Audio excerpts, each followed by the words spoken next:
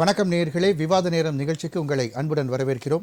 இன்று நாம் விவாதிக்கக்கூடிய தலைப்பானது 2 முறை ஆளுநரை சந்தித்தும் அரியணை ஏற முடியாத தாவேகா.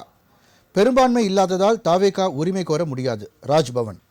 விஜயை ஆளுநர் ஆட்சியமைக்க அழைக்க வேண்டும். திருமா சிபிஐ. ஆளுநரை கண்டித்து மாநிலம் தழுவிய ஆர்ப்பாட்டம் காங்கிரஸ். தனி பெரும்பான்மை கொண்ட விஜயை ஆட்சி அமைக்காமல் தடுப்பது ஆளுநரா பிஜேபியா என்ற தலைப்பில் தான் நாம் இன்று விவாதிக்க இருக்கிறோம். தேர்தல் நடந்து முடிந்து, அதாவது முடிவுகள் அறிவிக்கப்பட்டு இன்று 3வது நாள் ஆனாலும் கூட இன்னுமே ஒரு கிளியர் பிக்சர் கிடைக்கவில்லை. விஜய் தான் சிஎம் வரப்போகிறார் என்ற ஒரு தகவல் இருந்தாலும் கூட இன்று ஆட்சி அமைக்கப் போவதாக, இன்று இந்த ஸ்வைரிங் இன் செரிமனி நடக்கப் போவதாக இருந்தது. அதில் நேரு ஸ்டேடியத்தில் அதற்கான ஏற்பாடுகள் செய்யப்பட்டு வந்தது. பின்னர் அது நிறுத்தப்பட்டது நமக்கு கண்டிப்பாக தெரிஞ்சிருக்கும். ஸோ இந்த சூழ்நிலையில் ஆளுநரை ஏற்கனவே நேற்று ஒரு முறை விஜய் சந்தித்து ஆட்சி அமைக்க உரிமை கோரினார். அதைத் தொடர்ந்து ஆளுநர் அவர்கள் தற்போது பெரும்பான்மை இல்லாததால் அது ஆட்சி அமைக்க அவர் அழைப்பு விடுக்கவில்லை. அதனைத் தொடர்ந்து இன்றும் கூட அவர் ஆளுநரை சந்தித்து உரிமை கோரினார். அப்போது ஆளுநர் கேட்டதாக கூறப்படுவது, உங்களுக்கு அந்த 113 என்ற எண் தான் இருக்கிறது, அந்த மேஜிக் நம்பர் 118, அதை நீங்கள் எப்படி ரெடி பண்ணுவீங்க அப்படின்ற மாதிரியான ஒரு கேள்விகள் வைக்கப்பட்டதாகவும் கூறப்படுகிறது. ஃப்ளோர் டெஸ்ட்டில் நான் நிரூபிச்சுக்கிறேன் அப்படின்ற மாதிரியான பதிலை தான் விஜய் தரப்புலேருந்து சொல்லப்பட்டிருக்கு. அதற்கு முன் உதாரணங்களும் காட்டப்பட்டிருக்கு. பல்வேறு மாநிலங்களில் இந்த மாதிரி பெரும்பான்மைக்கு கொஞ்சம் கம்மியாக இருக்கும்போது கூட ஆட்சி அமைக்க அழைப்பு விடுத்து ஃப்ளோர் டெஸ்ட்டில் ஒரு 2 வீக்ஸ் டைம் கொடுத்து அதுக்குள்ளே அவங்களுடைய பெரும்பான்மையை நிரூபிக்கிறதுக்கான அந்த கால அவகாசம் வழங்கப்பட்டது போன்ற சட்ட நுணுக்கங்களுடன் இன்று ஆளுநரை அவர்கள் சந்தித்திருக்கிறார்கள் தாவேகா தரப்பில். இருந்தும் கூட அவர் சந்தித்து சில நிமிடங்களில், சில மணி நேரங்களில் ஆளுநர் அவர்கள் விஜயை ஆட்சி அமைக்க அழைத்ததாக ஒரு செய்தி பரவியது. ஆனால் அது வதந்தியாகத்தான் அது சென்றது. அது ஆளுநர் தரப்பிலிருந்து எந்தவித அதிகாரப்பூர்வ அறிவிப்பும் வரவில்லை. அதன் பிறகு தற்போது வரை அந்த ஆட்சி அமைக்க ஆளுநர் அழைப்பு விடுக்கவில்லை. இதனைத் தொடர்ந்து அவர் கேரளா செல்ல இருப்பதாகவும் தகவல்கள் வந்தவண்ணம் இருக்கின்றன. கேரளாவில் காங்கிரஸ் கட்சியானது ஆட்சி அமைப்பதில் அவருக்கு ஆட்சி அமைப்பு பெரும்பான்மையில் எந்த சிக்கலும் இல்லை. ஆனால் யார் முதலமைச்சர் என்ற ஒரு சிக்கல் நீடித்து வருகிறது. இந்த சூழ்நிலையில் ஆளுநர் கேரளாவிற்கும் செல்ல வேண்டிய 2 மாநிலத்திற்கும் ஒரே ஆளுநர் என்ற ஒரு விஷயத்தில் இருப்பதால் அவர் கேரளாவையும் பார்க்க வேண்டிய சூழல் இருக்கும்போது இதற்கு அடுத்தது என்ன மாதிரியான நடவடிக்கை எடுக்கப்படும் என்ற ஒரு கேள்வி தவேகா தரப்பில் வைக்கப்படுகிறது. அது மட்டுமல்லாமல் அனைத்து கட்சிகளுமே, திமுக உட்பட, அதே போன்று சிபிஐ, சிபிஎம், விடுதலை சிறுத்தைகள் கட்சி என அனைத்து கட்சி தலைவர்களுமே தாவேகாவை ஆட்சி அமைக்க ஆளுநர் அழைக்க வேண்டும், இது பிஜேபியினுடைய ஒரு சதியாகத்தான் இருக்கிறது என்ற ஒரு கருத்தை தொடர்ந்து பதிவு செய்து வருவதை நம்மால் பார்க்க முடிகிறது. முதலமைச்சர் அது மட்டுமல்லாமல் நேற்று இரவு வேறு ஒரு மாதிரியான ஒரு சிக்கலும் இருந்தது. அதாவது அது மிகப்பெரிய ஒரு வதந்தியாகத்தான் இருந்தது. திமுகவும் அதிமுகவும் சேர்ந்து ஆட்சி அமைக்கப் போகிறது என்பது போன்ற செய்திகள் வந்தது. முதலமைச்சர் அவர்கள் ஸ்டாலின் அவர்கள் முற்றும் முதலுமாக அதை மறுத்திருந்தார். நாங்கள் தாவேகா ஆட்சி அமைப்பதை நாங்கள் தடுக்க மாட்டோம் அப்படின்ற மாதிரியான ஒரு கருத்தையும் அவர் தெளிவாக தெரிவித்திருந்தார். அதைத் தொடர்ந்து அந்த வதந்தியானது முற்றுப்புள்ளிக்கு வந்தது. தற்போது அறிவாலயத்தில் திமுக எம்எல்ஏக்கள் கூட்டமானது நடைபெற்று வருகிறது. அது மட்டுமல்லாமல் 2 கம்யூனிஸ்ட் கட்சிகளை சேர்ந்தவர்களும் விடுதலை சிறுத்தைகள் கட்சியை சேர்ந்தவர்களும் மு க ஸ்டாலின் அவர்களையும் சந்தித்து இன்று ஆலோசனை நடத்தியிருக்கிறார்கள். அது மட்டுமல்லாமல் அதற்கு முன்பு கம்யூனிஸ்ட் கட்சி, விடுதலை சிறுத்தைகள் கட்சி அவர்களுக்குள்ளாகவே கம்யூனிஸ்ட் அலுவலகத்திலும் ஆலோசனைகள் நடத்தி வந்தார்கள். இவ்வாறாக தேர்தல் முடிந்தும், தேர்தலுக்கான முடிவுகள் தெரிந்தும் இன்னும் ஒரு குழப்பமான சூழ்நிலையே தமிழகம் முழுவதும் நிலவி வருகிறது. தமிழகத்துடன் தேர்தல் நடைபெற்ற மற்ற 4 மாநிலங்களிலுமே, ஒரு யூனியன் பிரதேசமாக இருக்கட்டும், மற்ற 3 மாநிலங்களிலுமே ஆட்சி அமைப்பது யார் என்பது கிட்டத்தட்ட தெளிவாகிவிட்டது. காங்கிரஸ் கட்சியில் யார் ஆட்சி அமைக்கப் போகிறார், அதாவது யார் முதலமைச்சர் என்ற ஒரு கேள்வி மட்டும்தான் இருக்கிறது. ஆனால் தமிழகத்தில் தான் இன்னும் மிக இந்த மேஜிக் நம்பர் என்று சொல்லக்கூடிய அந்த 118 எப்படி வரும் என்ற ஒரு கேள்வியும் இருக்கிறது. யார் யார் ஆதரவு கொடுக்கப் போகிறார்கள் என்பது ஒரு கேள்வியும் தொடர்ந்து இருந்த வண்ணமே இருந்து கொண்டிருக்கிறது. இந்த சூழ்நிலையில் அறுதி பெரும்பான்மை இல்லாத கட்சிக்கு சில மாநிலங்களில் ஏற்கனவே நான் கூறியது போல அழைப்பு விடுத்திருக்கிறார்கள் அந்தந்த மாநில ஆளுநர்கள். ஆனால் தாவேகாவை அர்லேக்கர் அவர்கள் அழைக்காதது ஏன் என்ற கேள்விதான் இன்று முக்கியமான ஒரு கேள்வியாக இருக்கிறது. அதை தடுப்பது அந்த ஆளுநர் தானா, அல்லது அதற்கு பின்னால் பிஜேபி இருக்கிறதா என்பதுதான் ஒரு பிரதான கேள்வியாக இருக்கிறது. அது பற்றி தான் நாம் இன்று விவாதிக்க இருக்கிறோம். விவாதத்திற்கு செல்லும் நமது விருந்தினர்களை வரவேற்போம். முதலாவதாக இணையம் வழியாக நம்முடன் இணையும் அரசியல் விமர்சகர் ஹரிஹரன் ராஜா அவர்களை வரவேற்போம். வணக்கம். அரங்கில் நம்மோடு இணையும் தாவேகா ஆதரவாளர் சூரிய நாராயணன் அவர்களை வரவேற்போம். வணக்கம். தமிழ்நாடு காங்கிரஸ் கட்சியின் அகமது ரியாஸ் அவர்களை வரவேற்போம். சார் வணக்கம். வணக்கம். என்னுடைய கேள்வியை தாவேகா ஆதரவாளர் சூரிய நாராயணன் உங்கள்கிட்ட துவங்குறேன். சொல்லுங்கள் சார், 2 முறை ஆளுநரை சந்திச்சாச்சு, இன்னைக்கு வரைக்கும் ஒரு கிளியர் பிக்சர் கிடைக்கல. என்ன மாதிரியான அடுத்தடுத்த கட்ட நடவடிக்கைகள் இருக்கும்? ஆளுநருடைய நடவடிக்கை பற்றிய உங்களுடைய கருத்துக்களை. ராஜ்நேயர்களுக்கு வணக்கம். வணக்கம். அதாவதுங்க, இந்த தேர்தல் என்பது உலகிலேயே மிகப்பெரிய அரசியல் புரட்சி ஏற்படுத்தியது. கத்தியின்றி ரத்தமின்றி ஒரு மிகப்பெரிய விசில் புரட்சியால் ஏற்படுத்தப்படுகிறது. ஏன்னா நான் மார்ட்டின் லூதர் கிங் பார்த்துருக்கேன், அதே மாதிரி செகுவாரா, ஃபைடல் காஸ்ட்ரோ, அது மாதிரி ஈவன் மகாத்மா காந்தி இவருக்கு எக்கச்சக்க பிரச்சனைகளை கொடுத்தார்கள். கடந்த ஒரு வருடமாக திமுக ஒன்றுமல்ல, அனைத்து பேரும் அவரை பல மாவட்டங்களுக்கு அனுப்பாமையே பண்ணாங்க. ஆனால் உலகிலேயே ஒரு சூரியன், ஒரு சந்திரன் மாதிரி ஒரு விஜயங்கிறத ஒரு ப்ரூவ் பண்ணிட்டார். ஏன்னா செஞ்சுரி அடிச்சிருக்காரு, 108 சீட்டுகள் வாங்கியிருக்காரு. திமுக தான் எதிர்கட்சியில் உட்கார்ந்து சொல்லிட்டாங்க. அண்ணா திமுக 50 சீட்டுகள் ஃபார்ம் பண்ண முடியாது. எப்படி நீங்க சொன்னீங்களே இந்தியா பாகிஸ்தான் சேருமா, அதே போட்டு காங்கிரஸ் திமுகவும் அண்ணா திமுக சேராது. இவ்வளவு இருக்கும்போது ஆளுநருக்கு இதில் என்ன பிரச்சனை? ஆளுநர் தன்னுடைய மாடத்தில் போய் ப்ரூவ் பண்ணணுமா, ஜனநாயக படத்தில் உள்ள சட்டசபையில் ப்ரூவ் பண்ணணுமா? தான் ப்ரூவ் பண்ண வேண்டியது சொல்லியிருக்காரு. ஆல்ரெடி காங்கிரஸ் 5 சீட்டுகள் கொடுத்திருக்கிறது. வேற 115. ஏன்னா இதுக்கு முன்னாடி நிறைய இதெல்லாம் சொல்லலாம். 1996 பிஜேபி வாஜ்பாய் வந்தார். 1998 பிஜேபி சிங்கிள் மெஜாரிட்டி தான் கொடுத்தாங்க. 2004 காங்கிரஸ் வந்துச்சு. 2013 டெல்லி அசம்பிளி. இதே மாதிரி பலவித எல்லாம் இருந்திருக்கு. ஏன் இன்னும் சொல்ல, S R Bommai versus union government of India அந்த கேஸ்ல கிளியரா சொல்லியிருக்கு, சர்க்காரியா கமிஷன்ல கிளியரா சொல்லியிருக்கு. அப்படி இருக்கும் போதும் ஏன் ஆளுநர் இதை நிறுத்தி வைக்கிறார்? ஏன்னா 16வது சட்டசபை க்ளோஸ் ஆச்சு. இல்ல இதுவரைக்கும் நான் உங்க முன்னாடி இதுக்கு முன்னாடி நான் உங்களை நம்ம பேசினது விவாதிச்சதும் போது நீங்க பிஜேபி கேடரா இருந்தீங்க. இன்னும் ஒரு கேள்வி கேட்கிறேன், பிஜேபி தான் இதுக்கு பின்னாடி இருக்கு அப்படின்னு சொல்றாங்க, அதை நீங்க எப்படி பாக்குறீங்க? அதாவதுங்க, இன்னும் 2 நாள் அப்படி கண்டினியூ ஆச்சுன்னா நிச்சயமா பிஜேபி இருக்கு என்று. ஏன்னா இத சந்தேகம் நிச்சயம். ஆல்ரெடி பிஜேபியோட ஓட்டு சதவீதம் மிகப்பெரிய குறைஞ்சிருக்கு. தேவையில்லாமல் மக்களால் தேர்ந்தெடுக்கப்பட்ட 1.25 கோடி மக்கள் போட்டிருக்காங்க ஒவ்வொரு குடும்பத்தில். இதுல முக்கியமாக அறிமுகப்படுத்திட்டு நான் உங்களை மறுபடியும் பேசலாம். நமது அரங்கிற்கு வந்திருக்கும் அரசியல் விமர்சகர் திரு பூபதி ஜான் அவர்களை வரவேற்போம். வணக்கம் சார். ஏன்னா இந்த 1.25 கோடி மக்கள்ல இளைஞர்கள், இளைஞிகள், அதே மாதிரி குழந்தைகள், அவர்களும் உங்களுடைய தந்தை தாய் தந்தையரை ஓட்டு போட சொல்லியிருக்காங்க. இது இந்த எலெக்ஷன்ல தமிழகத்திலேயே பணம் கொடுத்து ஜெயிக்க முடியாது என்கின்ற மிகப்பெரிய சாதனையை, விசில் புரட்சியை திரு விஜய் ஏற்படுத்தியிருக்கிறார். அதற்கு மக்கள் தீர்ப்பு, மகேசன் தீர்ப்புக்கு மரியாதை கொடுக்கணும் முதல் தடவை. 2வது, இந்த தேர்தல் உலகிலேயே மிகப்பெரிய சிறந்த தேர்தல். உலக அரசியல் வரலாற்றில் இந்த அளவுக்கு ஒரு அமைதி புரட்சியை ஏற்படுத்தியிருக்க முடியாது.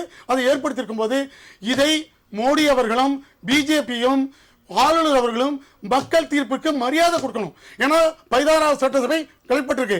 இன்னும் சொல்ல போனா 1977 எம்ஜிஆர் செய்த புரட்சியை விட அதிக 2% ஓட்டுகளை திரு விஜய் வாங்கியிருக்காரு. ஆளுநருக்கு எப்பவுமே சொல்லுவாங்க டிஸ்கிரிஷன் இருக்குன்னு. அவருடைய டிஸ்கிரிஷன் நம்ம கொஸ்டின் பண்ண முடியுமா? கிடையாதுங்க.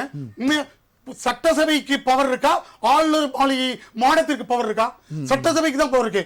எங்க சட்டம் ஏற்றப்படுகிறது? சட்டசபையில் ஏற்றப்படுகிறது. இதை மதிக்க வேண்டும், மதிக்க வேண்டும். இது ஒரு லேமன், ஒரு சாதாரண மனிதனுக்கு நிச்சயமாக தெரியும்.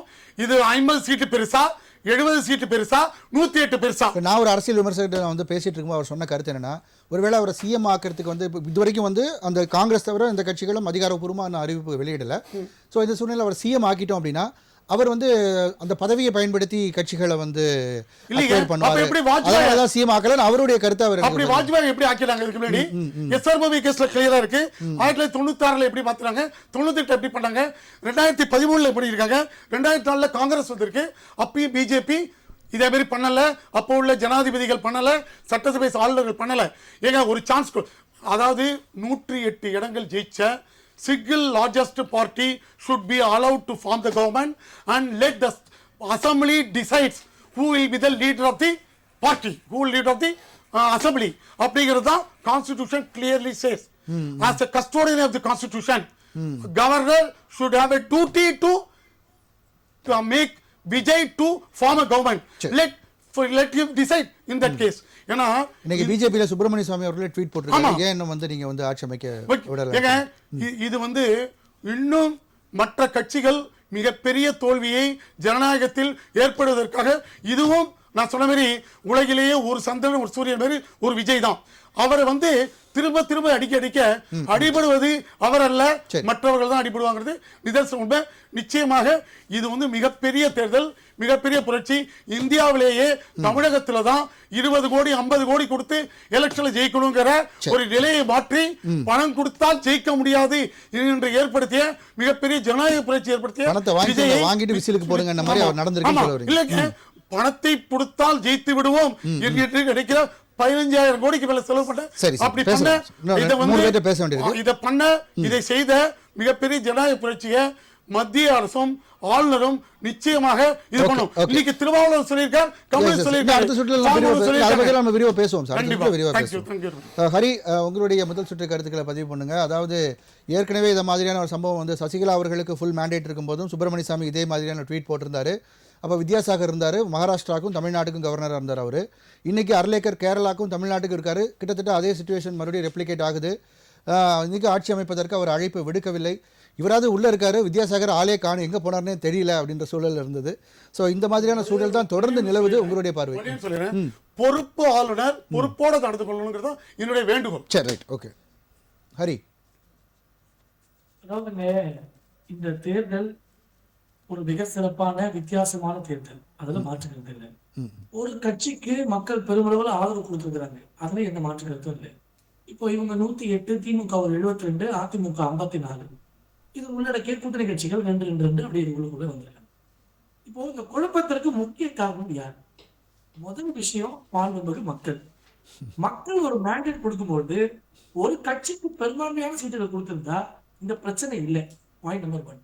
அப்ப மக்கள் என்ன முடிவு பண்றாங்கன்னா, விஜய் அண்ணனை எங்களுக்கு ரொம்ப பிடிக்குது, அட் த சேம் டைம் இதுவரை தமிழ்நாட்டுக்கு ஏதோ ஒரு சின்ன சின்ன பணிகளாவது செய்த இந்த கட்சிகளையும் விடக்கூடாது அப்படின்றது மக்களுடைய முடிவுகள் ரொம்ப தெளிவா இருக்கு.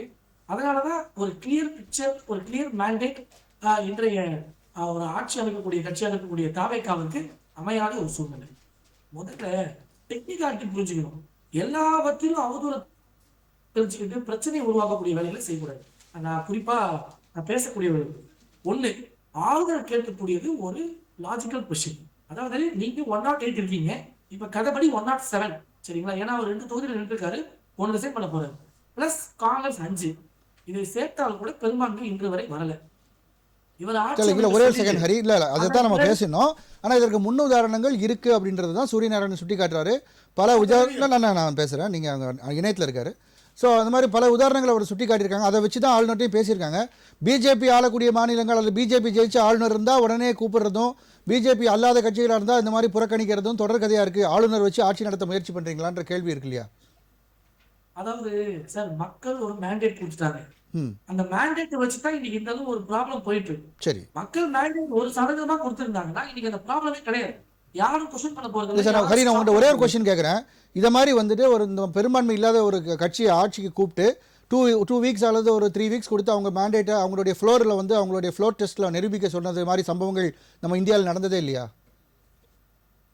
சார்? இதுவரை நடந்திருக்கு. அப்புறம் இங்கே மட்டும் ஏன் புறக்கணிக்கப்படுது?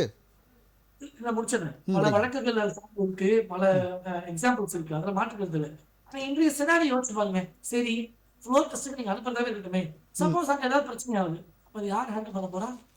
இதுக்கு யார் பதில் சொல்ல போறா? நீங்க ஏன் சார் ஒரு டிட்டர்மினேஷனுக்கு வரீங்க? நீங்களே ப்ரெடிக்ட் பண்றது எதனாலன்னு கேட்குறேன். இல்ல சார், இல்ல நான் சொல்றேன், அண்ணன் விஜய் அவர்கள் தமிழ்நாட்டில் ஆளுங்கட்சியாக அந்த கட்சி ஆட்சி வரணும் அப்படின்னு மக்கள் முடிவு பண்ணி ஓட்டு போட்டிருக்காங்க. Point number 1. இப்போ அந்த மேண்டேட் படி அவர் ஆட்சி அமைக்கட்டும், அதுல எந்த ஒரு சந்தேகமும் இல்லை. அவர் தான் ஆட்சி அமைக்கணும், அதான் மரபு. ஆனா டெக்னிக்காலிட்டி புரிஞ்சுக்கோங்க. இப்போ ஒரு ஆளுநர் கூப்பிட்டு கேள்வி கேட்கிற உரிமை அவருக்கு இருக்கா இல்லையா? ஆளுநருக்கு ஒரு டிஸ்கிரிப்ஷன் இருக்கா இல்லையா? ஆளுநருக்கு இல்லைங்க, சட்டசபைக்கு தான் இருக்கு. நீங்க சபாநாயகர் தான். இல்ல ஒரு இத நான் என்ன சொல்றேன், சபாநாயகர் ஒன்லி முடிவு பண்ணுவாரு. ஆளுநர் போய் இவ்வளவு ஓட்டு வாங்கிட்டு இவ்வளவு ஓட்டு இல்ல, சட்டசபை சபாநாயகர் தான் சொல்லுவாங்க. அதாவது சட்டசபைக்கு என்று ஒரு மரம் இருக்கு, அதுக்கு ஒரு பவர் இருக்கு, நான் அது மறுக்கல. ஃப்ளோர் டெஸ்ட்டுக்கு ஒரு வேல்யூ இருக்கு, ஃப்ளோர் டெஸ்ட் இறுதியானது, நான் அதையும் மறுத்து பேசல. ஆனா ஆளுநருக்கு ஒரு டிஸ்கிரிப்ஷன் இருக்கா இல்லையா? ஒரு லெட்டர் கொடுக்கும்போது டிஸ்கிரிப்ஷன் ஆளுநருக்கு இருக்கு கேக்குறாங்க, அதுல தவறு ஒண்ணு இல்லையே.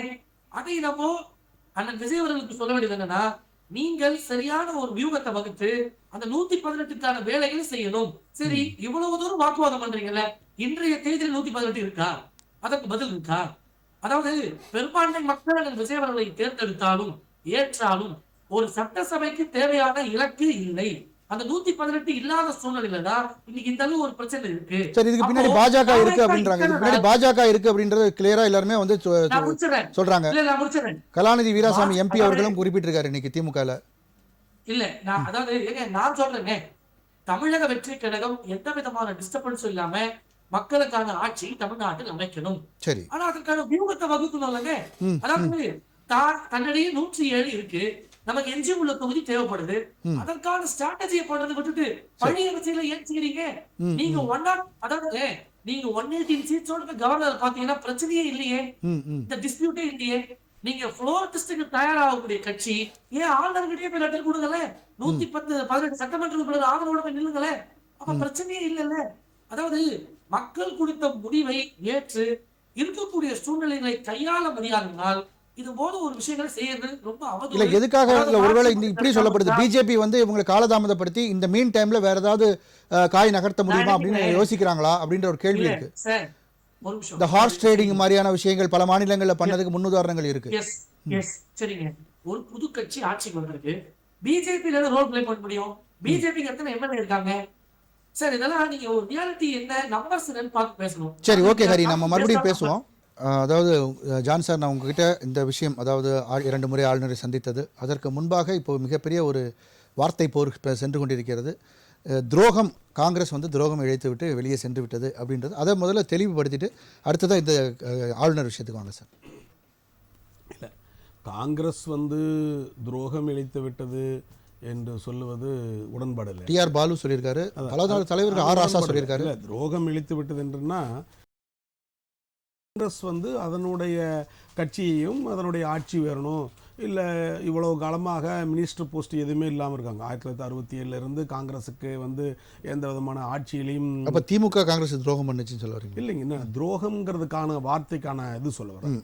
துரோகம் என்ன அப்படின்னா, ஒரு காரியம் நல்ல காரியம் நடக்க போகுது, நல்ல காரியம் நடக்க போகும்போது அதை தடுத்தது துரோகம். ஒரு பதவி அதாவது ஒரு வாஜ்பாய் கவர்மெண்ட் வந்து கவுலருக்கு ஜெயலலிதா அவர்கள் ஆதரவு அந்த மாதிரினா துரோகம். ஒரு பரிசு வாங்க போறாங்க, அந்த பரிசு வாங்காம அவனை எப்படியாவது தடுத்து அடிச்சு பண்றது துரோகம். இல்ல நண்பனா போறாங்க, குத்திடுறது துரோகம். இதுதான் துரோகம். அப்ப இந்த அடிப்படையில் பாத்தீங்கன்னா இப்போ இது வந்து ஒரு நோ பேக் ஸ்டாபிங் அந்த மாதிரி இல்ல, அந்த மாதிரி கிடையாது. இப்போ வந்து திமுகவும் காங்கிரஸும் கூட்டணியில் இருக்கிறாங்க. கூட்டணி இருந்த பிறகு திமுக எதிர்க்கட்சியா மாறிடுச்சு. எதிர்க்கட்சியாக மாறினதுக்கு பிறகு காங்கிரஸ் வந்து அதிலிருந்து வெளியே வருது. இப்போ வெளியே வரனா 2 காரணம் இருக்கு. ஒன்று, இதற்கு முன்பே, அதாவது கூட்டணி அந்த பேச்சுவார்த்தை தொடங்குவது முன்பே காங்கிரஸ் வெளியே வருவதற்கான எல்லா விதமான ஆயத்த பணிகளும் பண்ணிக்கிட்டு இருந்தாங்க. அதில் 2 பிரிவாக பிரிஞ்சது. மாணிக்கம் தாகூர், ஜோதிமணி, இவங்கெல்லாம் சேர்ந்து பிரவீன் சக்கரவர்த்தி, அவர் ஆற தழுவும் போது அந்த அப்பவே தெரிஞ்சது எந்த அளவுக்கு பேச்சுவார்த்தைகள் அவங்கெல்லாம் சேர்ந்து ஒரு இதுவாகிட்டு, மற்ற இருக்கக்கூடிய செல்வ பெருந்தகை, பிசி இவர்கள் எல்லாம் சேர்ந்து உருவாயிருந்து அப்பவே பிரச்சனை உருவாயிருச்சு. அப்ப அதுல போராட்டம். அப்ப இதுல 2 வித கருத்துக்கள்லயும் வந்து ஒரு நியாயம் இருந்துச்சு. ஒன்னு என்னன்னா, இப்பவே ஓடி போயிடலாம், வாங்க அங்க போய் சேர்ந்து ஏதாச்சும் ஒன்று பண்ணிடலாம் அப்படின்ட்டு. ஒன்னு இருக்கக்கூடிய செல்வ பிறந்தகள் இல்ல திமுக கட்சியை கண்டிப்பா ஆட்சி அமைக்க வாய்ப்பு இருக்கு, அதனால இங்க வின் பண்ணிடுவோம், அப்படி ஏன்னா கள நிலவரம் இருக்கு அப்படின்னு ஒரு நம்பிக்கை. நீங்க இப்ப சொல்றது புரிஞ்சுக்க முடியுது. அப்ப இதை துரோகமா பெருசா எடுத்துக்க முடியாதுன்றது அவங்க கருத்தா இருக்கு. ஆனா டிஆர் பாலு நாங்க பார்க்காத தோல்வி இல்ல, துரோகமும் இல்லன்னு சொல்லி மென்ஷன் பண்றாரு. ஆர் ராசா மிக கடுமையா அவர் வந்து கழுத்து நெறிபட்டு போறதுன்னு சொல்லி அந்த அளவுக்கு அவர் கடுமையா விமர்சிக்கிறார். அது அவங்களுடைய மனதில் இருக்கக்கூடிய வெளிப்பாடத்தான் பாக்குறோம், வருத்தத்தை தான் பாக்குறோம். அதாவது வந்து இந்த சூழ்நிலையில இப்படி இருக்கக்கூடிய இடத்துல டக்குன்னு நம்மளை விட்டுட்டு போயிட்டாங்களே, அவங்களை ஜெயிக்கிறதுக்கான எவ்வளவு விதமான நாங்க உதவிகள்லாம் பண்ணியிருக்கிறோம், தேர்தலில் வந்து எவ்வளவு உதவிகள் செஞ்சிருக்கிறோம், அவங்களுக்கு முன் வந்து பண்ணியிருக்கிறோம். இதுக்கு முன்னாடி கடந்த கால வரலாறுகள்ல அவர்களெல்லாம் கஷ்டப்பட்ட பொழுது தேசிய அளவில் நாங்கள் வந்து முன்னிறுத்தணும். யாருமே ராகுல் காந்தி பிரதம அமைச்சரா முன்மொழியாததுக்கு முன்னாடி முதல் ஆளா வந்து முன்மொழிந்தோம். இவ்வளவு காலமாக கடந்த ஒரு 14 ஆண்டு காலமாக நாங்கள் வந்து அவர்களோடு சேர்ந்து துணை நின்றோமே.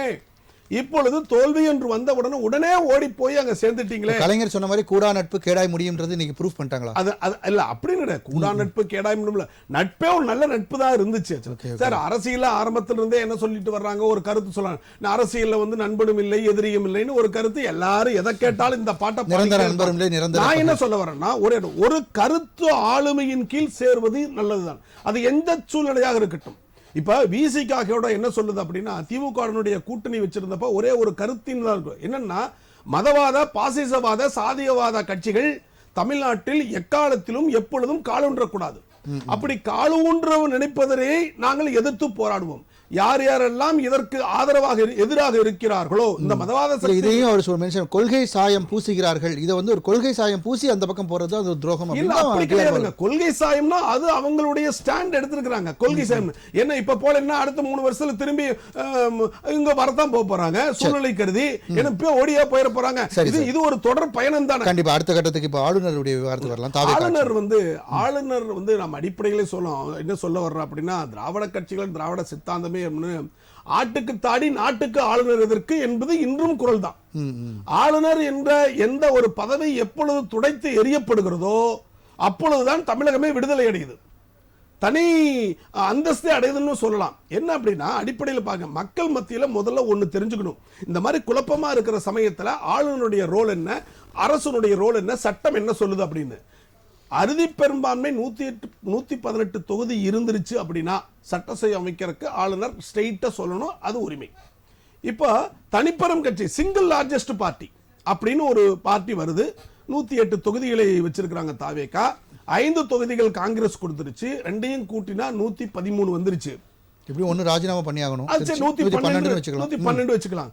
112 தொகுதியில் சிங்கிள் லார்ஜஸ்ட் பார்ட்டி. அப்போ இதுல 2 விதமான டிஸ்கஷன் இருக்கு. ஒன்னு, 112 தொகுதி இருக்குங்க சிங்கிள் லார்ஜஸ்ட் பார்ட்டி, ஆனா தேவை என்பது 118, என்னங்க குறைவா இருக்குதுன்னு ஆளுநர் கேட்கலாம். அது நியாயமான கேள்வி, டிஸ்கிரிஷன் கேட்கலாம். உடனே அவன் பார்ட்டி என்ன சொல்லுவாங்க, இல்ல நாங்கள் அறுதி பெரும்பான்மை நிரூபிக்கிறோம். இங்கதான் சிக்கல் வருது. நாங்கள் நிரூபிக்கிறோம், 118 இல்லாம ஆட்சி நடத்த முடியுமா? இல்ல, சிங்கிள் லார்ஜஸ்ட் பார்ட்டி அப்படின்னு சொல்லிட்டு ஃபர்ஸ்ட் பண்ணலாம், முதலமைச்சரான பதவியேற்பு விழா நடத்தலாம். ஆனா அதற்கு பிறகு ஃப்ளோர்ல வந்து அறுதி பெரும்பான்மை நிரூபிக்க வேண்டும். கரெக்ட். இப்ப என்ன கொஸ்டின்னா, நாங்கள் வந்து 112 இருக்குது, 112 தொகுதி எங்களுக்கு இருக்குது, சிங்கிள் லார்ஜஸ்ட் பார்ட்டி. இன்னும் சொல்ல போனா எம்எல்ஏ ஆகாமலே முதலமைச்சர் ஆக்கிட்டு கூட ஒரு 2-3 மாசத்துக்குள்ள அடுத்த 6 மாசத்துக்குள்ள முதலமைச்சர் எம்எல்ஏ ஆக்கிக்கலாம். ஆமா, அப்ப 112 இருக்கு. எங்களே என்ன பண்ணுங்க, இது பண்றது என்ன பிரச்சனை, அலோவ் பண்ணுங்கன்னு சொல்றாங்க. அலோவ் பண்றது அந்த டிஸ்கஷன் சொல்றாங்க. அப்படியா, சரி ரைட் ஓகே, நீங்க நிரூபிச்சிருவீங்க, நாங்க நிரூபிச்சிடுறோங்க. நிரூபிக்கல எங்களை டிஸ்மிஸ் பண்ணுங்க, வேற எலெக்ஷன் பண்ணுங்க, நீங்க கவர்னர் ஆட்சி பண்ணிக்கங்க, செஞ்சுக்கங்க. அதுல எந்த விதமான மாற்றுக்கிறது இங்க தான் உள்குத்து நடக்குது. இது வரதுக்கான சாத்தியக்கூறுகள் எதுவும் இருக்கா? எதுங்க நீங்க சொன்ன மாதிரி கவர்னர் ஆட்சியோ அல்லது அது போன்ற மறுதேர்தலோ? நான் என்னுடைய கருதப்படின்னு சொன்னேன், இடதுசாரிகளும் விசிகா கட்சியும் ஒருவேளை பாசிச பிஜேபியினுடைய கருத்துக்கள் என்றுமே நிலை ஊன்றி அவர்களை என்ன பண்ணக்கூடாது, இந்த தமிழகத்தில் ஊன்றக்கூடாதுன்னு கண்டிப்பாக இருப்பார்கள் என்ற நம்பிக்கை எனக்கு இருக்குது. என்ன அப்படின்னா, இப்போ பிஜேபிக்கு ஒரே ஒரு சீட்டு தான் இருக்குது. சரி, இவர் கூட கூட சொன்னார், பிஜேபிக்கு எம்எல்ஏ கிடையாது, எப்படி இன்டர்வியூ பண்ணணும், ஆளுநர் என்கிற பெரிய ஆளை வச்சுட்டு இருக்கிறீங்களே, ஒரு எம்எல்ஏ சீட்டு தான் ஆளுநர் இருக்குது, ஆளுநரை தூக்கி போடுங்க, பிஜேபி ஒண்ணுமே பண்ண முடியாது. அப்போ ஒரு சீட்டுகள் இல்லாத போதும் கூட, 0 லெவல்ல இல்லாத போதும் மாநிலத்தை தன் கையில் வைத்துக் கொண்டு இருக்கக்கூடிய ஆளுநர் பதவி, அலங்கரிக்கப்பட்ட ஆளுநர் பதவியினால் என்ன பண்றாங்க, மாநிலத்தின் உரிமைகள் பறிக்கப்படுகிறது. இந்த புள்ளியில தான் நான் சொல்ல வர்றேன். ஆளுநர் டிஸ்கிரிஷன் இருக்கு, மக்கள் சொல்றாங்க, மக்களால் எடுக்கப்பட்ட தீர்ப்பின் அடிப்படையில் இருக்கக்கூடிய 112 எம்எல்ஏக்களை கையில் வச்சிருக்க சொல்றாங்க, நாங்க நிரூபிக்கிறோங்க, சான்ஸ் கொடுங்க, இன்னும் ஒரு 4-5 நாள் நிரூபிக்கிறோம். அப்படி நிரூபிக்கலாம், உங்க வேலையை நீங்க பண்ணுங்க. இதுல என்ன ஆளுநருக்கு தேவை இருக்குது? கரெக்டான பாயிண்ட் சார், கண்டிப்பா பேசலாம் சார். சார் உங்ககிட்டயும் அதே கேள்விதான். அதாவது வந்துட்டு பாஜக செய்யக்கூடிய விஷயங்களுக்கும் இப்போ காங்கிரஸ் பண்ணியிருக்கக்கூடியதுக்கும் பெரிய வேறுபாடு இல்லை அப்படின்னு உங்களை பாஜகவோட ஒப்பிட்டு திமுக வந்து பேசியிருக்காங்க. மிகப்பெரிய ஒரு துரோகம் அப்படின்னு வந்து வார்த்தைகளை பல தலைவர்கள் உபயோகித்து நீங்களும் பார்த்துருப்பீங்க.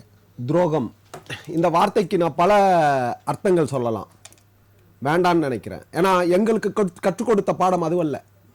இப்படி பார்த்தோம் அப்படின்னா, இன்னைக்கு ஆர்எஸ்எஸ்ஐ சார்ந்தவர்களோ பாஜகவை சார்ந்தவர்களோ ராகுல் காந்தி அவர்களை ஒரு தவறான பெயரை குறிப்பிட்டு கூறுவார்கள் அல்லவா, அந்த பெயரை திராவிட முன்னேற்ற கழக உறவுகள் இன்றும் கூப்பிட்டு கொண்டிருக்கிறார்கள். அவர்களை விட அதிகமாக முந்திட்டாங்க இவங்க. எனக்கு அதை பத்தி இல்லை. ஆனால் இன்று வரை எங்களுடைய தலைமை எங்களுக்கு இட்டிருக்கக்கூடிய கட்டளை என்னவென்று சொன்னால், இது நாள் வரை கூட்டணியில் இருந்தோம், நல்ல கூட்டணியில் இருந்தோம், நல்ல நட்புல இருந்தோம். அந்த நட்போடு கைகுலுக்கி விட்டு வெளியேறுவதுதான் சிறந்தது, சால சிறந்தது. அண்ணன் சொன்ன மாதிரி ரொம்ப தெளிவா சொன்னாங்க. அதன் பெயர் துரோகம் அல்லன்னு சொன்னாங்க. இப்ப நான் துரோகத்திற்கு ஒரு காரணம் சொல்றேன், இதுதான் துரோகம்ன்றதை தெளிவா சொல்றேன். திராவிட முன்னேற்ற கழக கூட்டணி காங்கிரஸ் இருந்தால் ஆட்சி அமைக்க முடியும் என்ற ஒரு சூழல் இருக்கும் பொழுது நாங்க வெளியே வந்துட்டோம்னா அதன் பெயர் துரோகம். வெளியே வந்து தாவேக்காக்கு ஆதரவு அளித்திருந்தால் தாவேக்கா ஆட்சி கட்டிலில் அமரும் என்று சொல்லியிருந்தா அதை செய்திருந்தோம் என்றால் துரோகம். ஆனால் இன்றும் நாங்கள் கொள்கை ஒன்றில் தான் உறுதியோடு இருக்கிறோம். தமிழகத்தில் எந்த சூழ்நிலையிலும் சேற்றில் மலரும் தாமரை போன்று தாமரை மலர்ந்து விடக்கூடாது என்ற ஒரே நோக்கோடு தான் இருக்கோம். தாமரை ஒருபோதும் தமிழகத்தில் மலர்ந்து விடக்கூடாது. அதற்காக பல முறை நாங்கள் தொகுதிகளை இழந்திருக்கிறோம். நாங்க மட்டும் இல்ல, பிசிகாவும் இழந்திருக்கிறார்கள், கம்யூனிஸ்ட் உறவுகளும் இழந்திருக்கிறார்கள், பலரும் இழந்திருக்கிறார்கள். திராவிட முன்னேற்ற கழகம் அவர்களுடைய சீட்ல அவங்க நிற்பாங்க. ஆனா கூட்டணியில் இருக்கக்கூடியவர்கள் சீட்டை இழந்து கொடுக்கணும். எதற்காக என்றால் பாஜக உள்ளே நுழைந்து விடும், அது நுழையவே கூடாது என்பதற்காக நாங்க பலமுறை எங்களுடைய தொகுதிகளை இழந்து நின்றிருக்கோம். அப்படி இருக்கும் பொழுது எங்களுக்கு இன்னும் இது ஒரு பெரிய துரோகம் என்ற வார்த்தையை அவர்கள் பயன்படுத்துவது தவறு. அதற்காக நாங்கள் திருப்பி பயன்படுத்தி இவர்கள் இந்தந்த துரோகங்கள் செய்தார்கள் என்று பட்டியலிடுவதற்கு நாங்கள் நல்ல நட்பில் இருந்தோம் என்று நாங்கள் நினைக்கிறோம். அதை கூடா நட்பு கேடாய் முடியும் என்ற வார்த்தைகள்லாம் நாங்கள் பயன்படுத்த விரும்பவில்லை. நாங்கள் நாகரிகமாக செல்ல வேண்டும் என்று 140 ஆண்டுகால பாரம்பரியமிக்க அரசியல் கட்சியை சார்ந்தவர்கள் நியாயமாக பேச வேண்டும். தற்குறித்தனமான பதிவுகளை பதிவிடக்கூடாது என்பது எங்களுடைய தலைமையின் கட்டளை. அந்த கட்டளையை கடைபிடிப்பது ஒவ்வொரு தொண்டனின் கடமையாகவும் இருக்கிறது. ஆனால் எங்களுடைய செயல்பாடு சரியாக இருக்கும், இதில் எந்த மாற்று கருத்தும் இல்லை. சரி, இப்போ வாங்க சார் விஷயம் வாங்க. ஆளுநர் வந்து ஆட்சி அமைக்க ஆளுநருடைய செயல்பாடு கண்டிக்கத்தக்க ஒரு செயல் என்பதற்கு இது மிகப்பெரிய ஒரு உதாரணம். சின்ன இடைவேளைக்கு பிறகு கண்டிப்பா சொல்லுங்க சார். ஆர்டிகல் 164 அடிப்படையில் நம்ம பார்த்தோம் அப்படின்னு சொன்னா, ஒரு கட்சி பெரும்பான்மையாக தன்னுடைய பெரும்பான்மையை நிரூபித்தார்கள் என்று சொன்னால் அவர்களை ஆட்சி அமைக்க கூப்பிடலாம். அதர்வைஸ் சிங்கிள் லார்ஜஸ்ட் பார்ட்டி யார் இருக்கிறார்களோ அவர்களை ஆட்சி அமைப்பதற்கு ஆளுநர் அழைப்பதுதான் மரபு. அதுதான் சட்டத்தில் இருக்கக்கூடியதும் கூட. பாஜக எழுதிய சட்டம் அல்ல, இது அண்ணல் அம்பேத்கர் அவர்கள் எழுதிய சட்டத்தின் அடிப்படையில் பார்த்தோம் என்று சொன்னால் இதைதான் ஆளுநர் அவர்கள் செய்திருக்க வேண்டும். அதை செய்ய தவறியது எங்கிருந்து வந்த இதுக்கப்புறம் இது வந்து சூ பண்ணுவோம், ஏதாவது கேஸ் போவீங்களா? அந்த மாதிரி நிச்சயமா போவோம் சார். சட்டம் அனைவரும் தெரிந்தவர்கள் தான் என்று நாங்கள் இருக்கிறோம். சட்டம் தெரிந்தவர்கள் நாங்கள் நீதிமன்றத்தை நாடுவோம். நிச்சயமாக மக்களுடைய தீர்ப்பிற்கு எதிராக எல்லாருக்கும் தெரியும். கான்ஸ்டிடியூஷனல் வந்து லாஸ் வந்து அவங்க ஆளுநர்களுக்கு மட்டும் தான் தெரியலையா? தெரிஞ்சுதான் சார். வரக்கூடிய உத்தரவுகளை, மேலே இருந்து வரக்கூடிய உத்தரவுகளை செயல்படுத்துவதுதான் உங்களுடைய வேலை என்று ஒரு சில ஆளுநர்கள் இருப்பதுதான் இப்பொழுது மனதிற்கு வேதனையாகவும் இருக்கிறது. நாங்க கோர்ட்டுக்கு போவோம், நீதிக்காக போராடுவோம், நீதி வெல்லும், நியாயம் ஜெயிக்கும், திரும்ப ஆட்சிக்கு வருவோம். மக்களுடைய தீர்ப்பை நீங்கள் காலில் போட்டு நசுக்க வேண்டும் என்று நினைத்தீர்கள் என்று சொன்னால் மக்களுடைய தீர்ப்பு வேறு மாதிரி இருக்கும். அடுத்த முறை உங்களுக்கான வாய்ப்புகளே இல்லாத அளவு இருக்கும். இன்று இது ஒரு சட்டத்திலே இல்லாத ஒரு விஷயத்தை செய்து கொண்டிருக்கிறார்கள். ஏற்கனவே 2018 கர்நாடகால எடியூரப்பா ஆட்சி 112 மெஜாரிட்டி நிரூபிக்கணும், அப்ப 104 தான் இருக்குது. எதற்காக நீங்கள் ஆட்சி அமைப்பதற்காக அழைத்தீர்கள்? அவரால் ஆட்சி அமைப்பதை நிரூபிக்க முடியல, அவர் ரிசைன் பண்ணிட்டு போயிட்டாரு, செகண்டரி. அதே மாதிரி மத்திய பிரதேசத்துல நடக்குது, அதே ஒரு 2019 மகாராஷ்டிரால நடக்குது. இது என்ன மாதிரியான ஒரு மனநிலை? பாஜக ஆள்கிறார்கள் என்று சொன்னால் இனிக்குமோ? சரி, இங்க தாவேக்கா வருகிறது என்று சொன்னால் கசக்கிறதா? அதாவது காங்கிரஸ் உள்ள போயிடுச்சு. காங்கிரஸ் உடைய ஒரு கூட்டணி ஆட்சி தமிழகத்தில் மலர்ந்து விடக்கூடாது என்று ஒற்றை இலக்கத்தில் ஜெயித்த பாஜக நினைப்பது சரியல்ல. மக்கள் பார்த்து கொண்டு இருக்கிறார்கள். நீங்க either way கொஞ்சம் ட்ரை பண்ணலாம்ல சார். இப்போ டக்குனு அந்த 118 அந்த நம்பர்ஸ் எடுக்கிறது தாவேக்கா சார். இதற்கு இப்போ நாங்க 118 மட்டும்தான் கொண்டு போனா மட்டும்தான் அவர்கள் ஆட்சி அமைப்பதற்கு அழைக்க முடியும் என்று சட்டத்தில் ஏதாவது இடம் இருக்கிறதா? அல்லது சட்டத்தை எங்களுக்கு தெரியாமல் நீங்கள் திருத்தி விட்டீர்களா? இந்த கேள்வியை நான் வைக்கிறேன். இதற்கான சட்டம் இருக்கு சார். இது இருக்கும் போது நான் எதுக்கு சார் அதிகமா கொண்டு போனோம்? லார்ஜஸ்ட் பார்ட்டி நீங்க அழைக்க வேண்டியது உங்களுடைய கடமை. உங்களுடைய கடமையை நிறைவேற்றுவதற்கு கூட தயங்குகிறீர்கள் என்று சொன்னால் அதை விட ஒரு கொடுமை நடந்து கொண்டிருக்கிறது என்று தானே நாங்கள் பார்க்க வேண்டும். அந்த கொடுமை எங்கிருந்து உங்களுக்கு வர்ற ஆர்டர் அது? இதற்காக தான் சொன்னார் ஆனா அதுல எனக்கு மாற்று கருத்து உண்டு. ஒரு லெட்டர், அதாவது போஸ்ட்மேன் வேலையை செய்ய வேண்டும் கவர்னர் என்று சொன்னார்கள். அதுல எனக்கு மாற்று கருத்து உண்டு. ஏன்னா நிச்சயமா சொல்லுவேன், அது தவறான ஒரு கருத்து தான். அந்த மாதிரி எல்லாம் சொல்லல. இன்னைக்கு நியாயமா செயல்படுங்க, நீதியோட செயல்படுங்க. நீங்க படித்து விட்டு இங்க வந்திருக்கிறீர்கள். பாஜகவின் ஒரு ஆள் போன்று செயல்படுவது வருந்தத்தக்க ஒரு விஷயம் தான். கண்டிப்பா சார், தொடர்ந்து பேசுவோம். சூரியநாராயணன் சார், இப்போ அந்த 118 அப்படின்ற மேஜிக் நம்பர் ரீச் ஆகிறதுக்கு என்ன தடங்கல்கள் இருக்கு? சகோதரகுமாருமே பேசுறாரு. 1989 எஸ்ஆர் பொம்மையை கலைச்சாங்க. அப்ப S R Bommai case union government of India supreme court 1994 கிளியரா ஜட்ஜ்மெண்ட் கொடுத்திருக்காங்க. ஆளுநர் cannot decide, it is to be decided in the floor of the assembly. Who is ஆளுநர் முடிவு எடுக்க கூடாது, முடிவு எடுக்க வேண்டியது சட்டசபை அப்படின்னு சுப்ரீம் கோர்ட் ஜட்ஜ்மெண்ட் 1994 வந்திருக்கு. அதை ஃபாலோ பண்ணுமா வேண்டாமா? மரபெல்லாம் விட்டுருங்க. சட்டம் லேட்டஸ்டா enacted by the Supreme Court of இன்னொரு India. கேள்வி இருக்கு. சுப்ரீம் கோர்ட் வந்து டைரக்ஷன்ஸ் கொடுக்க முடியுமா அல்லது ஆர்டரே போட முடியுமா? இல்ல, ஆளுநர் ஆளுநர் வந்து என்ன இதுக்கு முன்னாடி சுப்ரீம் கோர்ட் ஜட்ஜ்மெண்ட் இருக்கோ அதை ஃபாலோ பண்ணணும். See, அதுதான் ஒரு ஜனநாயகத்துல முடியும். இதுக்கு முன்னாடி ஜார்க்கண்ட்லயும் சத்தீஸ்கர்லயும் ஒத்தர் சிபு சரண், அர்ஜுன் முண்டா இண்டிபெண்டன்ட சீஃப் மினிஸ்டரா கொடுத்திருக்காங்க. ஒரு எம்எல்ஏ சீட்டு உள்ளவரை சீஃப் மினிஸ்டரா கொண்டு வருது பாஸ்ட் மரபுல நடந்திருக்கு. இப்ப 108 எம்எல்ஏக்களை செலக்ட் பண்ண அவங்களை சீஃப் மினிஸ்டர் கொண்டு வரல, என்ன ப்ராப்ளம்? ஆல்ரெடி ஸ்டாலின் கிளீனா சொல்லியிருக்காரு, நாங்கள் எதிர்கட்சி உட்காருவோம். ஸ்டாலின் வந்து நாங்க ஃபார்ம் பண்ணுவோம் அப்படின்னு சொன்னா நிச்சயமா ஸ்டாலினை கூப்பிட்டு ஃபார்மர் சீஃப் மினிஸ்டர் கூப்பிட்டு நீங்க எப்படி ஃபார்ம் பண்ண முடியும் கேட்கறதுக்கு கவர்னருக்கு ரைட் இருக்கு சார். அப்ப கூட 108 பேர் இருக்காங்க தான ஃபர்ஸ்ட். அப்புறம் தான அங்க கூட அதாவது சிங்கிள் லார்ஜஸ்ட். இதுல என்ன கிளியரா சொல்லிருக்காங்கன்னா, திரு ஸ்டாலின் அவர்கள் நாங்க எதிர்கட்சியா உட்காரேன்னு சொல்லிட்டாரு. அப்ப எதிர்கட்சியில ஒருத்தர் உட்காருன்னா அப்ப ஆளுங்கட்சிக்கு யார் இருக்கா? எடப்பாடி சொல்லல. அப்ப என்ன அர்த்தம்? கிளியரா இட் இஸ் ஒன்லி விஜய் தான், தாவேகா தான். என்ன சார், இது வந்து ஒரு சாதாரண சார்.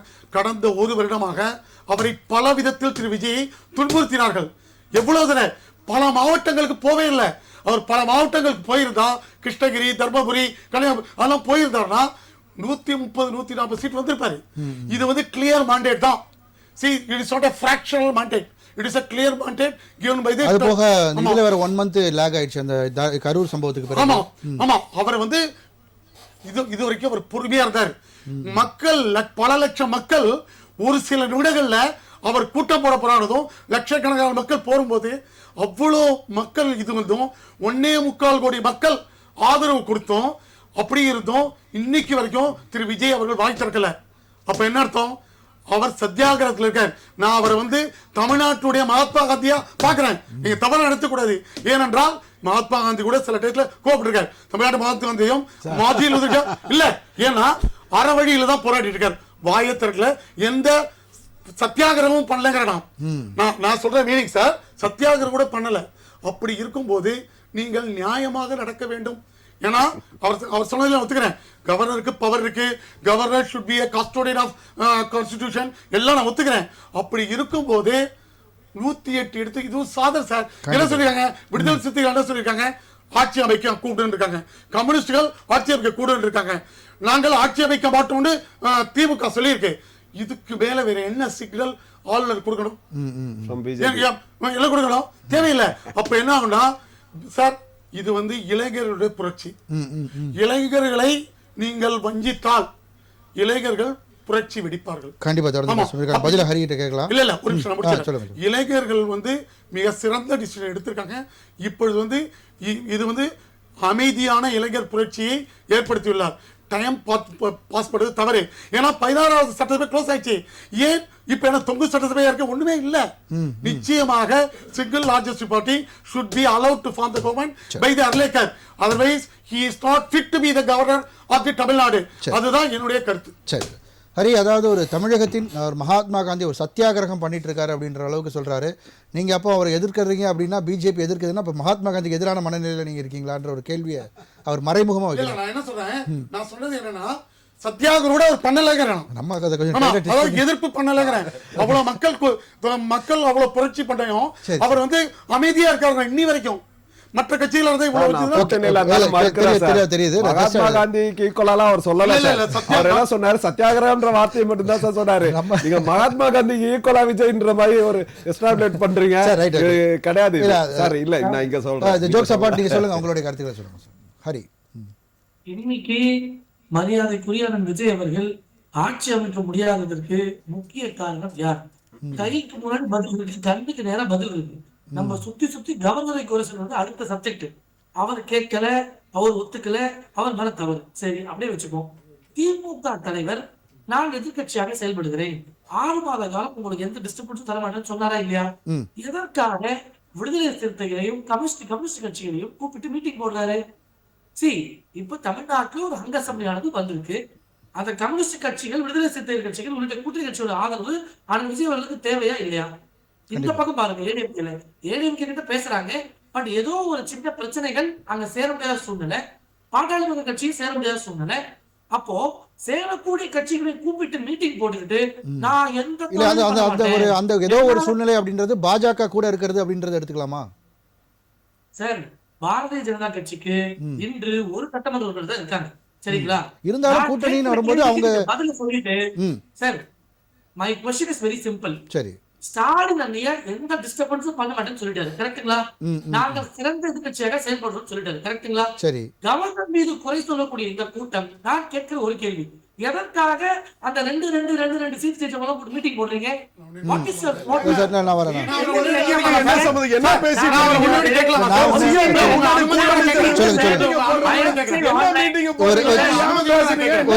சாப்பிடுறீங்க? இதான் பேச்சு. ஆளுநர் வந்து சிங்கிள்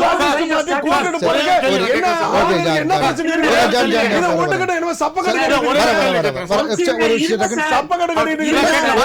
ஹரி ஒரு நிமிஷம் சொல்லுங்க, உங்க கேள்வி கேளுங்க.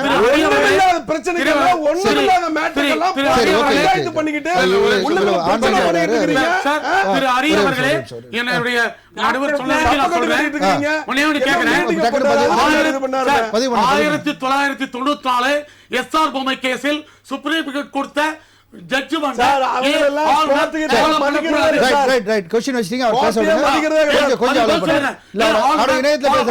கேட்டுட்டீங்க, அதுக்கான பதில் அவர் சொல்லுவார். பேசுங்க ஹரி, பேசுங்க. Sir, let me answer. நான் வழக்கறிஞரும் கூட, அதற்கான பதிலை சொல்லுகிறேன். டாக்டரையாவது வேண்டுகோள், தேவையில்லாம கம்பு சுத்துவது தவறு. நீங்கள் கவர்மெண்ட் மீது குறை சொல்லுங்க. கம்பெனி நாங்க சுத்துறது இல்லைங்க, கம்பெனி நீங்க தான் கையில வச்சிருக்கீங்க. உங்களுடைய கட்சியான ஆர்எஸ்எஸ் தான் கம்பெனி இந்த மாதிரி பேசுறத மறுபடியும் விவாதம் போயிட்டு அரசியல் சட்ட புத்தகத்தை தான் கையில வச்சிட்டு நீங்க கம்பு சுத்திட்டு பேசிட்டீங்க. தனி மனிதமா விமர்சனம் பண்ணாம பதிலுக்கு வாங்க. பதிலோட சொல்லுங்க. நீங்க பின்பற்றக்கூடிய கட்சியினுடைய இதே வந்து தனியா கம்பு தான். Okay sir. இல்ல ஒரு நிமிஷம், நீங்கள் ஒரு கருத்தை சொல்ல விடாம பண்ணீங்கன்னா அதற்கு விமர்சனங்கள் இப்படிதான் வரும். ஒரு நிமிஷம் இருங்க. அதாவது அப்படினா கம்பு சுத்துவீங்களோ? உங்க கையில இருக்கிற கம்பு சுத்துவீங்களா? நியாயமா வர சார், இருக்கு சார். ஓகே சொல்லுங்க. ஒரு ரூலிங் பார்ட்டியா அண்ணன் விஜய் அவர்கள் தமிழ்நாடு முதலமைச்சராக பொறுப்பேற்க வேண்டும் என்பதுதான் மக்களுடைய முடிவு. அந்த முடிவுக்கு திமுக எதிராக இருக்கிறதா இல்லையா? இல்லை, திமுக எப்படிங்க எதிராக இருக்குது? என்ன பேசிட்டு இருக்கீங்க? ஆளுநர்ட்ட போய் கொடுங்க. அவர் எதுக்காக அந்த கருத்தை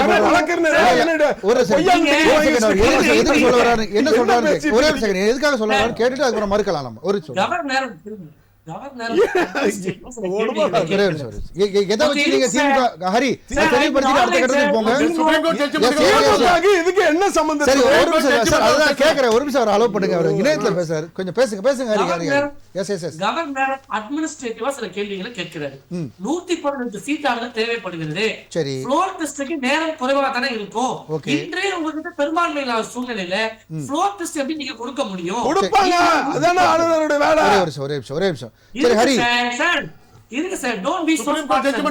வரேன் சார். நான் ஒண்ணா கேக்குறேன், நீங்க கொஞ்சம் அமைதியா இருங்க, நான் பேசுறேன். எஸ் சார், நான் ஆன்லைன்ல இருக்கேன். Okay Hari, continue. Sir, let me wait 1 minute. Sir, doctor sir, உங்க சுற்றுல நீங்க பேசுங்க. சரி, ஓகே கண்டினியூ. கவர்னர் மீது குறை சொல்லக்கூடிய ஒரு கூட்டம், ரைட்? கவர்னர் கேட்கக்கூடிய கேள்விகளில் என்ன தவறு இருக்கு? நீங்க பழைய இண்டெக்ஸ் தான் காட்டுறீங்க, ஐ டு அக்ரி. ஆனால் ஒரு வெளியில நீங்க ஆட்சி அமைக்கக்கூடிய சூழ்நிலை ஒரு கட்சி இருக்கு. இன்றும் கூட அந்த 2 சீட்டு 3 சீட்டு வாங்கினவங்க உங்களுக்கு ஆதரவு தரலன்னா வாட் டஸ் தட் இண்டிகேட்? இன்று ஆதரவு கடிதத்தை கொடுக்காதவர்கள் இது வந்து திமுக தடுக்குது நீங்க சொல்றீங்களா? அதுதான் திமுக தடுக்குதுன்னு சொல்றீங்களா? உங்களுக்கான ஆதரவு எப்படி வரும்? ஹரி, அத திமுக தான் தடுக்குதுன்னு சொல்றீங்களான்னு கேக்குறேன். திமுக தான் தடுக்குதுன்னு சொல்றீங்களா?